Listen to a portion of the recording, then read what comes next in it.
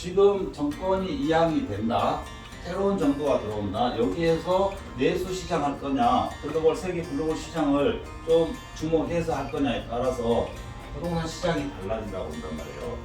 그러면은 포항시이든 경기가 안 좋을 때든 경기 활성화를 하다 보면은 어느 지역이든지 수혜를 보는 시장이 나온다니까요. 그 시장을 눈여겨보면 된다는 거예요.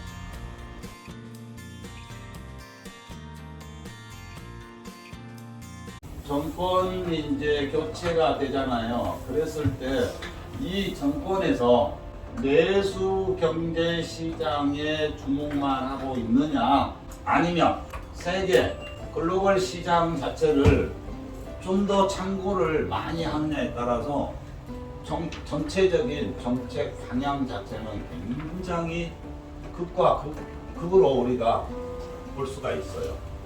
여기에서 정권을 교체해서 내수 시장 경제로 하면은 돈을 풀어도 단발씩 효과를 볼 수 있는 부분이 주가 많이 될 거고, 아니 말로 국민들 기본소득 뭐 얼마씩 줘야 된다, 지역 예를 들어서 지역 상품권을 대대적으로 늘린다, 이런 것들을 이주로 많이 돈이 지급이 많이 됐을 경우에는 말 그대로 거기에서도 머리 돌아가고 요령 있는 사람만 엄마큼 벌고 전체적으로 국민들한테 피부로 와닿지는 않아요. 그런데 여기에서 이제 세계 글로벌 시장에 참고해서 정책을 핀다라면은 국내 시장 자체가 굉장히 탄력을 받을 걸로 저는 예상이 돼요. 그러면 세계 글로벌 시장을 조금 참고해서 정책을 펴준다라면은 국내 시장에 어떤 변화가 와야 되냐면은 개발 자체가 SOC 사업 자체를 플러스해서 개발 자체가 굉장히 빨라야 되거든요. 지금 트럼프 정부, 트럼프 사상 자체는 자국이잖아요. 자국이니까 유럽이라든가 서유럽이든지 동남아시아든지 지금 다 그렇게 바뀐단 말이에요. 점점 생각 자체가 자국 경제로 이렇게 바뀌고 있잖아요. 근데 우리나라는 자국 경쟁력을 갖지를 못하고 있잖아요. 우리나라는 공교롭게도 옛날에는 미국, 일본이 거의 80%를 차지했던 것들이 지금은 어때요? 옛날에는 미국, 일본 자체 없이는 우리나라가 아예 성장이 뭐를 자원을 만들어내는 자체가 어려웠잖아요. 근데 지금은 어떻게 됐습니까? 지금은 미국, 중국이 되죠. 일본 없어도 우리는 성장하는데 어려움이 없어요. 지난 정부 때 일본하고 아주 안 좋으니까 일본이 착착착 막았잖아. 다 헤쳐나가버리잖아요. 이게 중국하고 미국이란 말이에요. 한쪽으로 기울어 버렸을 때는 경제적인 타격 자체는 엄청나게 클 거예요. 여기에서 경제적인 타격이 오면은 내수 시장 아무리 한다해도 어렵지 않겠느냐. 만일에 이거를 따라가지 않고 이 정책 위주로 정책을 핀다 라고 했을 때는 어떤 일들이 벌어질 수도 있냐. 부동산 시장에서 주거형과 상업형 부동산 자체는 폭락 가능성도 굉장히 크다. 폭락 가능성 굉장히 커집니다. 상업형하고. 그나마 지금 상업형 자체는 폭락이 지금 돼가고 있거든요. 상당히 지금 마이너스가 돼가고 있는데 거기에다 기름 부어버리는 거죠. 근데 내수 시장 위주로 정치를 핀다라면은 상당히 단발적으로는 좋다, 뭐하다, 혜택을 이렇게 본다라고 할 수 있지만 여기에도 소수가 혜택을 봐요. 근데 이거는 단발이기 때문에 중장기적인 성장 자체가 어렵다는 거예요. 그냥 한마디로 표현했을 때 아파트 시장 자체는 좋다, 나쁘다, 안 좋다. 좋다고 볼 수는 절대적으로 없을 겁니다. 근데 이제 그게 이제 어떤 정책으로 가느냐, 지금 예측되고 있는 것들은 정말로 안 좋다. 선거 시작되면 말씀드린 대로 공약이 나온단 말이에요. 이 공약에 따라서 이제 새로운 방향이 정해진다. 그래서 아파트 시장 가격을 섣불리 예측은 안 하시는 게 도움이 돼요. 그리고 만일에 정권이 교체되면은 민간 분양 자체가 증가가 안 됩니다. 그리고 청약을 하는 사람도, 청약 준비하는 사람도 전략을 좀 더 깊이 있게 짤 필요가 있고, 또 전략 자체를 공약이 나오는 거에 따라서 방향도 많이 잡아야 되고, 지금 예를 들어서 이제 서리풀 같은 경우도 일단 지정해놨잖아요. 정권이 바뀌면 추진 자체를 설렁설렁 해가지고 아예 지연시켜버리든지, 그리고 다른 데를 지정권 해가지고 거기를 빨리 공급을 할 가능성은 매우 높아요. 예전에도 하고 싶었던 게 홍릉공원이라든가 이런 지역들 있잖아요. 그런 데가 더 빨리 될 가능성도 없잖아요. 저거는 내가 지정해놓은 게 아니잖아요. 정치라는 건 내가 해놓은 거를 하고 싶어. 한다는 거. 그게 정치고, 그게 정치인데 부동산에 영향만 없으면은 나 같은 사람이 무슨 정치 이야기를 하겠어요? 할 필요가 없지.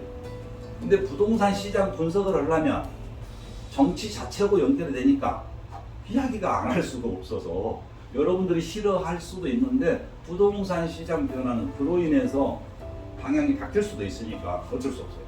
여러분들이 생각하는 거 이제 단적으로 제가 하나 말씀해 드릴 수 있는 거는 뭐냐면 여러분들이 생각하는 것 이상으로 부동산 정책 변화가 온다는 사실이에요. 그래서 문제는 투자 전략 자체를 우리 일반인들은 어떻게 세우는 게 가장 현명하고 안정적이면서 돈을 벌 수 있는 투자가 되냐면은 여러분들이 실패하지 않는 투자 첫 번째는 항상 그래요. 뭐 정치, 경제가 안정적일 때도 그렇고 불안정 시장 때도 이것만 지키면 되거든요. 그게 뭐냐? 이미 확인된 사항 자체를 가지고만 우리가 점프를 하면은 문제는 거의 사라져요. 확인된 내용이라는 게 뭐냐면은 어떤 개발이든지 뭐든지 이미 추진이 진행형으로 바뀐 지역들 그리고 확정이 됐는데 어느 지역에 개발 확정이 됐잖아요. 확정이 됐는데 뭐 이 지역성을 보니까 확정은 5가지가 돼 있어요. 근데 확정을 됐는데 이 5가지 중에서 첫 스타트를 하나도 안 해서 확정은 됐는데 이런 지역은 정권이 바뀌면 이 사람이 했었는데 B로 바뀌잖아요. 이거는 취소는 안 되는데 시간 끌기 작전으로 갈 가능성이 매우 높아요. 그러면서 이 B가 자기 실적을 만들어갑니다. 근데 여기에서 5개 중에서 한두 개가 이미 추진이 되고 있다 라고 하면은 세 번째, 네 번째가 뒤따라서 추진되는 사례가 빨라져. 이게 하나만 막 앞에 가면은 나머지 자체가 동떨어져서 비용적인 부분이 더 들어가지만은 효율적이지가 않거든요. 그래서 이런 부분은 그대로 인정을 해주는 거예요. 그래서 어떤 프로젝트가 있다 하더라도 이 프로젝트가 어떤 형태로 지금 현재 상태에서 어떤 형태냐 이거를 저희들 같은 경우는 분석을 해서 여기에 따라서 우리가 이 지역이 투자 유망 지역이고 수혜 정권이 바뀌면은 수혜 1순위 지역이 된다 이 평가를 하는 거예요. 이렇게 이제 조사를 여러분들은 안 하잖아요. 근데 실제 아는 사람은 조사할 게 많아. 이렇게 많이 해서 한마디로 그냥 딱 괜찮습니다 이야기만 해주는 것 뿐이에요. 그러니까 그 깊이를 모르잖아. 그 깊이를 모르니까 웬만한 사람들은 의도를 알아들을 수가 없어. 그렇다 해서 유튜브든 정보든 매일 들어가서 그거를 찾아가지고 듣고 다른 거 보고 혼합해서 합쳐가지고 분석한다는 모르는데 그렇게 하는 일반인들 거의 없잖아요.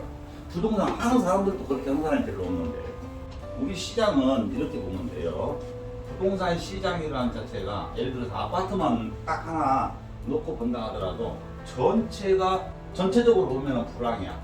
전체적으로 거래 자체도 별로 없어. 그 가격 자체도 조금 보합해서 하향 시장이야. 그래도 어떤 지역은 강보와 플러스 강세 조금씩이라도 막 이 상승 국면에 지금 접어드는 이런 시장이 있을 수가 있어요. 전체적으로 보면 이런 시장들은 전체적으로는 이렇잖아요. 근데 이런 시장은 뭔가가 변화가 오고 있다는 뜻이거든. 뭔가가 변화가 어떤 식으로 현실적으로 오고 있다. 현실적으로 변화가 온 지역은 그게 가격으로 반영이 100% 되거든요. 이런 지역 자체는 항상 눈여겨봐야 돼요. 자, 우리가 보자고요. 여기서 말씀드렸잖아요. 지금 정권이 이양이 된다. 새로운 정부가 들어온다. 여기에서 내수 시장 할 거냐, 세계 글로벌 시장을 좀 주목해서 할 거냐에 따라서 부동산 시장이 달라진다고 그런단 말이에요.